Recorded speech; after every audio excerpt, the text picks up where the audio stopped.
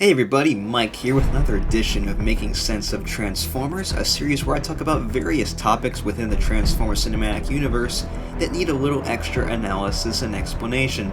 In the original video of this short series, I explained the fate of Sam Witwicky following the events of Transformers Dark of the Moon. Some of you got it, but with the confusing nature of the Witwickens, I could see that a little more explanation could help improve perception of my conclusion.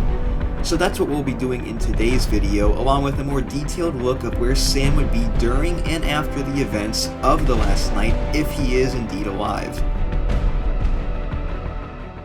Now if you haven't given that original video a watch, I'd go ahead and check that one out first by clicking the link in the description, then head back here for part 2.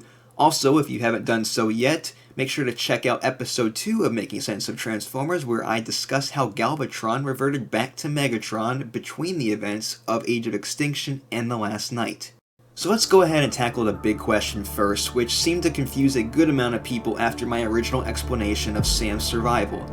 What does Sam being or not being a Witwiccan have to do with his mortality? Well, pretty much everything actually. Remember that while Kate and Vivian are talking to Sir Edmund Burton, Burton describes himself as the last surviving Witwiccan. So if Sam was a Witwiccan, you can automatically write him off as 100% dead. But by the end of that original explanation, we came to the conclusion that he was not a member, removing any possible evidence that Sam was 6 feet under.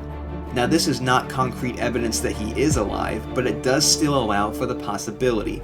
After the events of Dark of the Moon, Cemetery Wind very well could have offed him, but with no on-screen mention of this, it's fairly safe to assume this didn't happen.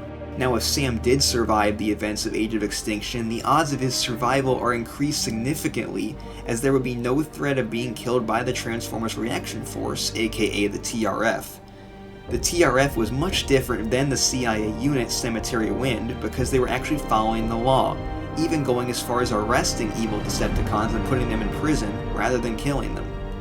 Cemetery Wind, on the other hand, went rogue and killed Autobots while the rest of the US government, including the President of the United States, thought that they were only hunting down Decepticons. If anyone was a threat to Sam, it would be Harold Attinger and his team, but like I stated before, without credible evidence, the chances they killed Sam are slim. But we still do have one more giant question looming, which leads to another piece of the complex puzzle, and that is, why did Bumblebee leave Sam if he's still alive? Wouldn't that alone prove that Sam is dead?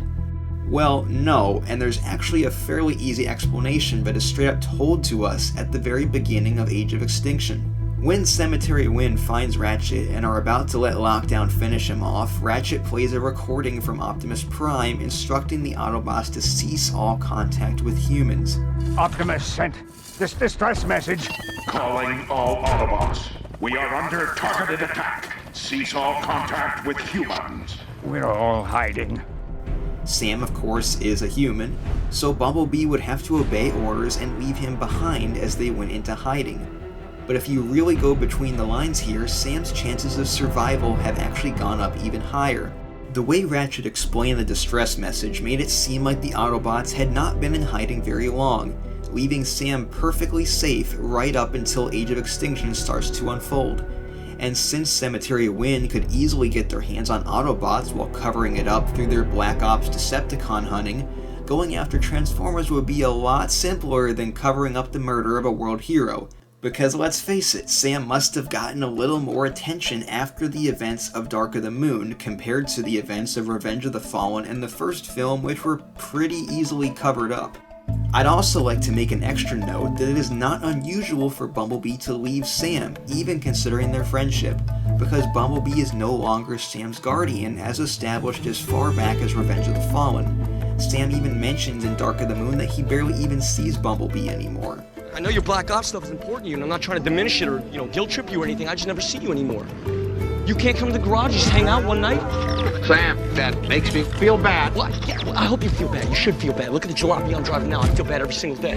After the events of Age of Extinction, the threat of Sam getting hurt or murdered would definitely decrease, but it would still not make sense for him to reunite with Bumblebee.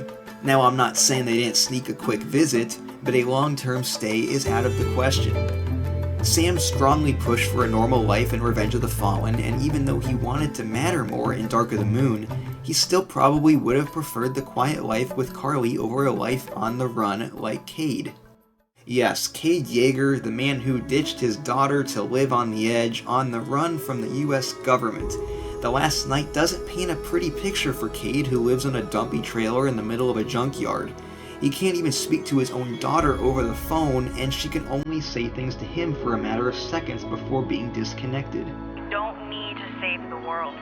Wherever you are, I don't want you to die alone. So it's probably safe to assume Sam was simply living a regular life and spending time with Carly during the events of Transformers: The Last Night. Unless, of course, a giant piece of Cybertron fell from the sky and smashed him to smithereens. So that's my extended explanation, giving you guys a couple more details of why I think that Sam Witwicky is still alive during and after the events of Transformers: The Last Night. I hope you all enjoyed this latest edition of Making Sense of Transformers. And just like before, if you have another topic you'd like to see me tackle, leave a comment below, and make sure to hit that like button and subscribe for more Transformers related content. Signing out, I'm Mike. See you next time.